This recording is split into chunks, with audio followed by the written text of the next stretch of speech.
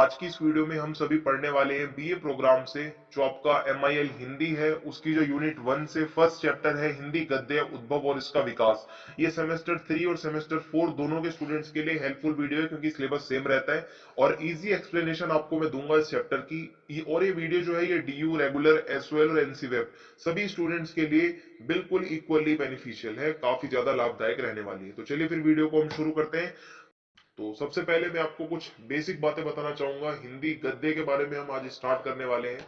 तो देखिए, ब्रजभाषा गद्य भाषा की परंपरा आगे ना बढ़ने के कारण खड़ी बोली में गद्य का विकास होने लगा। यानी कि पहले जो गद्य का विकास हो रहा था, ठीक है, जो मतलब हमारे यहाँ पे जो गद्य का विकास चल रहा था वो ब्रजभाषा में पहले हो रहा था, लेकिन वो ज्यादा आगे उसका विकास नहीं हो पाया। इसकी वजह से अब क्या है, खड़ी बोली जो थी वो आम लोगों की भाषा बन चुकी थी। तो ब्रज भाषा के बाद में क्या होता है, इस भाषा में साहित्य का सृजन होने लगा, यानी कि खड़ी बोली के अंदर जो है हमारा गद्य जो है वो लिखा जाने लगा। चूंकि खड़ी बोली का क्षेत्रफल बड़ा था, खड़ी बोलने को बोलने वाले लोग जो थे वो ज्यादा से ज्यादा क्षेत्रों में फैले हुए थे, इसलिए यह धीरे धीरे पद्य और गद्य भाषा बनने लगी और खड़ी बोली जो है वो काव्य की भी भाषा बनी, गद्य की भी भाषा बनी। ठीक है, आगे मैं आपको इसका विकास भी समझाऊंगा कैसे हुआ। फिर तत्कालीन राजनीतिक परिस्थितियों ने भी खड़ी बोली के विकास में महत्वपूर्ण भूमिका निभाई। यानी कि उस टाइम की कुछ राजनीतिक परिस्थितियां ऐसी बनी कि खड़ी बोली का विकास होने लगा। 14वीं शताब्दी में खड़ी बोली दिल्ली के आसपास की भाषा थी। यूपी, मेरठ और जो जितना भी हमारा इलाका पड़ता है, जो यूपी और दिल्ली के आसपास का, यहाँ पे खड़ी बोली ज्यादा से ज्यादा बोली जाने लगी थी। फिर क्या होता है आगे, इसलिए मुगल काल में यह शासन और जनता की संपर्क भाषा भी बनी। यानी कि मुगल जिस टाइम पे हमारे यहाँ पे आए, उस टाइम पे खड़ी बोली में शासन की भाषा भी थी। ठीक है, शासन और जनता के बीच की जो संपर्क भाषा है, ठीक है, बात करने की भाषा है। चूंकि मुगलों की मातृभाषा फारसी थी, ठीक है, तो इसलिए जब यह खड़ी बोली के संपर्क में आई तो इसकी शब्दावली खड़ी बोली में प्रवेश करने लगी। यानी कि खड़ी बोली में फारसी के कुछ कुछ शब्द आने लगे और फारसी मिश्रित खड़ी बोली का जन्म हुआ। ठीक है, और एक ऐसी भाषा, ये मतलब एक ऐसी बोली बन गई जिसमें फारसी और खड़ी बोली का मिक्सचर होता था। सो शिक्षित लोग इस भाषा को फारसी लिपि में लिखने लगे, तो इसको एक मतलब हिंदवी का नाम दिया गया, रेखता, और आगे चलकर उर्दू का नाम दिया गया। तो खड़ी बोली में फारसी जब मिक्स हो गई आपकी, तो इसको हिंदवी भी कहा गया, धीरे धीरे इसका विकास हुआ, रेखता कहा गया, फिर उर्दू इसका फाइनली नाम दिया गया। तो उर्दू कैसे आई है, फारसी प्लस खड़ी बोली से मिक्स होके। आगे बढ़ते हैं। वो इस विवरण से स्पष्ट है कि खड़ी बोली का गद्य प्राचीन काल से ही स्वाभाविक रूप से ही जनता के बीच विकसित होता रहा। यानी कि लगातार खड़ी बोली का विकास होता रहा। और यह कहना कठिन, सॉरी, यह कहना ठीक नहीं होगा कि मुसलमानों के अथवा अंग्रेजों के आने से इसका विकास हुआ। यानी कि अंग्रेज आने से पहले ही लगातार खड़ी बोली का विकास हो रहा था। यह बात ठीक है कि मुसलमानों और अंग्रेजों के आने से जो परिस्थितियां बनी उसमें खड़ी बोली को निरंतर महत्व मिलता गया, किंतु खड़ी बोली का गद्य स्वाभाविक रूप से विकसित हुआ है। यानी कि हम ये कह सकते हैं कि भाई हाँ, मुगलों के आने के बाद या अंग्रेजों के आने के बाद गद्य बोली का तो विकास हुआ, लेकिन गद्य का विकास जो है खड़ी बोली में उससे पहले से ही होता हुआ आ रहा था, क्योंकि खड़ी बोली जन साधारण आम लोगों की भाषा, बोली, संपर्क भाषा बन चुकी थी। फिर भी अगर हम देखें कि भाई फोर्ट विलियम कॉलेज, ईसाई मिशनरी और प्रेस, समाचार पत्रों का भी योगदान बहुत ज्यादा है। अब ये क्या है मैं आगे आपको बताऊंगा कैसे इन सब चीजों से भी हिंदी का विकास हुआ है। तो देखिए, हिंदी गद्य का विकास कैसे हुआ। ठीक है, गद्य क्या होता है भाई, एक तो पद्य होता है, आपको पता होगा, जिसमें कविता वगैरह होती है। गद्य में आपकी कहानी, निबंध, नाटक, उपन्यास, ये गद्य होता है आपका। इसका विकास क्यों हुआ, क्या कारण थे भारत में इसका विकास होने के। सबसे पहले नवीन आविष्कार। अंग्रेजों ने अपनी स्थिति को और सुदृढ़ करने के लिए मुद्रण, यातायात और दूरसंचार यानी कि छपाई शुरू करी अंग्रेजों ने, प्रेस और ये प्रिंटिंग प्रेस वगैरह, ये सब यातायात के साधन विकास, मतलब इनका विकास हुआ। रेल चलाई देश में, तार के साधन जोड़ दिए, कम्युनिकेशन अच्छा हो गया। इसकी वजह से क्या हुआ, हमें हमारे गद्य को एक तरीके से विकास का मतलब वो मिला। ठीक है, यातायात के तेज साधनों से पत्र पत्रिकाएं ज्यादा से ज्यादा छपने लगी और जाने लगी एक देश से दूसरे देश। ठीक है, और देश के अलग अलग कोनों में बहुत सारी पुस्तकें प्रकाशित होने लगी और इससे एक तीव्रता मिली हमारे हिंदी गद्य के लेखन को। और क्या हुआ इसमें, आइए देखते हैं। शिक्षा का प्रसार, ये बहुत ज्यादा इंपॉर्टेंट था। देखिए, हिंदी भाषा का विकास करने में शिक्षा का प्रसार बहुत ही अहम भूमिका निभाता है, क्योंकि जो लॉर्ड मैकाले थे, मैकाले ने क्या किया था, भारत में शिक्षा के प्रसार के लिए अंग्रेजी शिक्षा पद्धति को जन्म दिया। यानी कि वो चाहते थे भारत में शिक्षा ज्यादा से ज्यादा हो, और इससे पूर्व इस देश की शिक्षा फारसी और संस्कृत के माध्यम से दी जाती थी। यानी कि उनको पता था कि हमारी इंग्लिश आने से पहले यहाँ पे फारसी भाषा ज्यादा चलती थी, संस्कृत ज्यादा चलती थी। तो लॉर्ड मैकाले ने क्या किया कि शिक्षा पद्धति से जहां जहां भी शिक्षा दी जाती थी वहां उन स्कूलों में हिंदी उर्दू पढ़ाने की भी विशेष व्यवस्था होती थी। यानी कि अंग्रेजी के साथ साथ हिंदी भी पढ़ाई जाती थी, उर्दू भी पढ़ाने की विशेष व्यवस्था रखी जाती थी, जिसके कारण क्या होता है, हमारी हिंदी भाषा के गद्य का विकास धीरे धीरे होने लगा। 1800 ईस्वी में एक कॉलेज जो है उसकी स्थापना हुई, जिसको फोर्ट विलियम कॉलेज कहा जाता है। और इस कॉलेज के अंदर जो था भाई, हिंदी पढ़ाने का विशेष प्रबंध किया गया था। समझ में आ रहा है आपको, हिंदी का विशेष प्रबंध किया गया इस कॉलेज में। आगरा कॉलेज की भी स्थापना हुई, जहां पे हिंदी के शिक्षा और हिंदी की शिक्षा और हिंदी के शिक्षकों का विशेष प्रबंधन किया गया, जहां पे हिंदी पढ़ाई जाने लगी। और इसने क्या किया कि भाई कॉलेजों के अंदर हिंदी शिक्षा समुचित रूप से सही से मतलब जो है शिक्षा चलती रहे, इसके लिए हिंदी के अच्छे अच्छे पाठ्यक्रम सिलेबस बनाए। तो इससे क्या होता है, हमारी हिंदी भाषा को एक जैक मिला यहां से, ठीक है, एक बूस्ट मिला। तो ये हो जाएगा।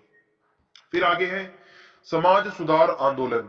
देखिए 19वीं शताब्दी की बात है, ठीक है, 19 सेंचुरी की समाज सुधार की शताब्दी मतलब इसको कहा जाता है, क्योंकि भारतीय समाज में बहुत बुराइयां थी जिसको समाप्त करने के लिए बहुत सारे आंदोलन भारत में चल रहे थे। और समाज सुधार आंदोलन के अंदर जो नेता थे ज्यादातर, वो अपनी भाषा को, जनता की भाषा जो थी बड़ी मतलब वैसी बनाना चाहते थे कि जो जनता की बोलचाल की भाषा है, अपनी बात पहुंचाने के लिए वही भाषा का इस्तेमाल करना होगा।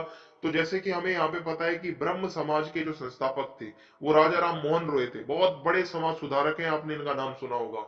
और आर्य समाज के संस्थापक स्वामी दयानंद सरस्वती जी, इन्होंने अपने बातों को, अपने विचारों को, अपने मतों को समाज तक, जनता तक पहुंचाने के लिए जिस भाषा का प्रयोग किया वो हिंदी भाषा थी। तो यहां से भी हिंदी भाषा, हिंदी गद्य का जो है विकास तीव्र होता है। और क्या है आगे, आइए देखते हैं। पत्र पत्रिकाओं का प्रकाशन, इसमें क्या होता है, मुद्रण की सुविधा से पत्र पत्रिकाओं का प्रकाशन होने लगा। जब छपाई की तकनीक आ गई तो बहुत सारी मैगजीन छपने लगी और अनेक गद्य लेखक जो है वो लिखने लगे। कलकत्ता से जो पंडित जुगल किशोर शुक्ल है, उन्होंने हिंदी का पहला पत्र जो है उदंत मार्तंड, इसका प्रकाशन शुरू किया। और हिंदी का ये साप्ताहिक पत्र था। बनारस से क्या हुआ, बनारस अखबार सन 1846 में, उसके बाद फिर मार्तंड जैसे समाचार पत्र, ये लगातार छपने लगे। और जब ये हिंदी में छपने लगे तो हिंदी गद्य का विकास होने लगा।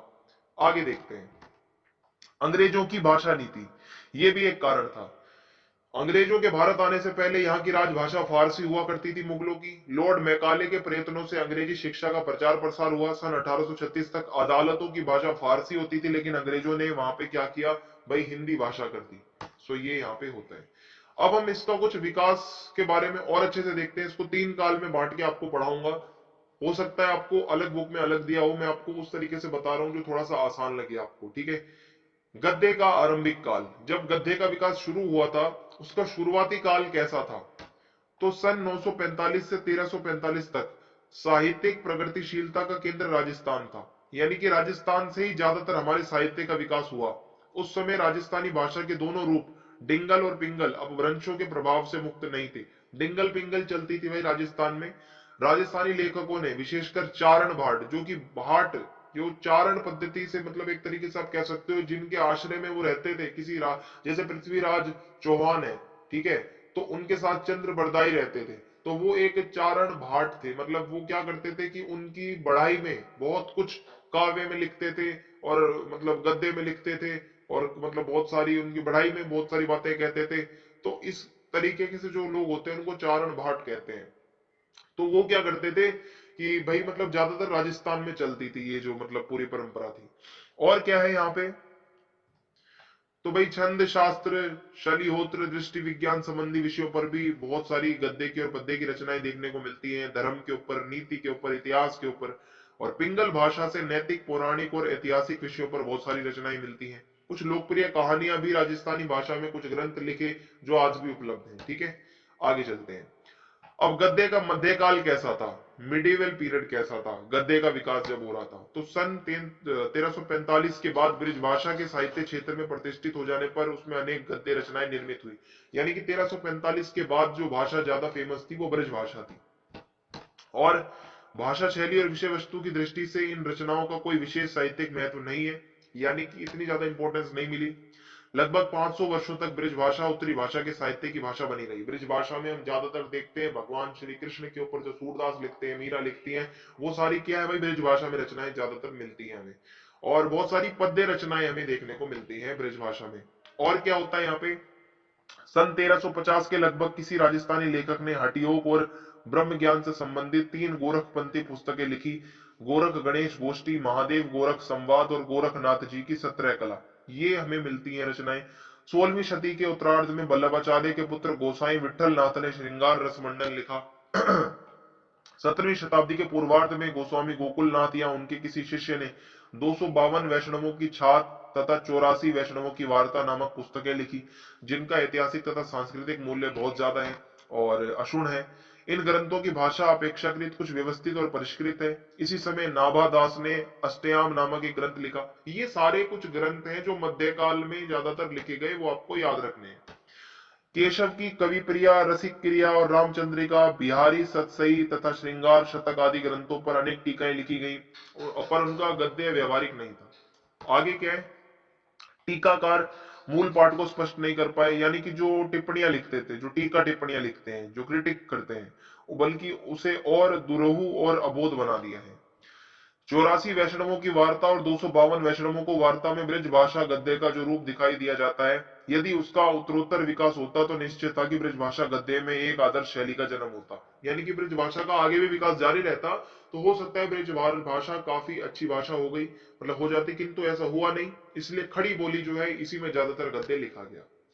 फिर आगे है, इसी समय एक पुस्तक है ज्ञान मंजरी, जिसके लेखक का पूरा ज्ञान हमें नहीं मिलता। इसी के समकालीन जो सेवक कवि की बाग विलास नामक पुस्तक में जो नायिका भेद से संबंध है, यत्र तत्र गद्य का प्रयोग किया गया है इसमें। अष्टछाप के प्रसिद्ध कवि नंददास के 3 ग्रंथ हितोपदेश, नासिकेत पुराण भाषा और विज्ञानार्थ प्रवेशिका का पता चलता है, किंतु अभी तक प्रकाशित नहीं हुए।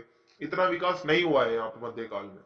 राधा बल्लवी संप्रदाय के प्रवर्तक स्वामी हित हरिवंश की पत्री भी मतलब तत्कालीन ब्रज भाषा गद्य का नमूना है। सन 1626 के आसपास ओरछा नरेश जसवंत सिंह के दरबारी बैकुंठ मणि ने अगहन महामत्य और वैशाख महामत्य नामक छोटी छोटी पुस्तकें लिखी, ठीक है, और गद्य में इसको लिखा गया। 18वीं शती के आरंभ में किसी अज्ञात लेखक ने नासिकेतोपाख्यान लिखा और सुरित मिश्र ने बेताल 25 लिखी। इन दोनों ग्रंथों को आगे चलकर खड़ी बोली गद्य रूप में रूपांतरित किया गया। अब इसका आधुनिक काल इंपॉर्टेंट है, बहुत ज्यादा समझना। गद्य का आधुनिक काल में कैसे विकास हुआ है।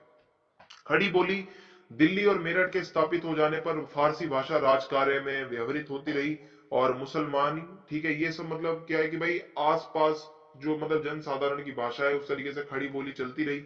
दिल्ली पर मुसलमानों के शासक जो मतलब शासन के शासनकाल में हिंदुओं की एक बड़ी संख्या मुसलमानी राजकार्य में नौकरी करती थी। यानी कि जो मुसलमानों के शासन में बहुत सारे हिंदू थे जो नौकरी भी करते थे। और इस संपर्क का शुभ परिणाम ये निकला कि फारसी की राज्य भाषा होने पर दोनों जातियों के पारस्परिक विचार विनिमय की भाषा खड़ी बोली बनी रही। यानी कि भाई फारसी तो राजभाषा थी जब मुसलमान यहाँ पे थे, और हमारा उनके साथ जो संपर्क होता था वो खड़ी बोली था। 14वीं शती के गुजरात और दक्षिण भारत में मुस्लिम शासन स्थापित हुआ।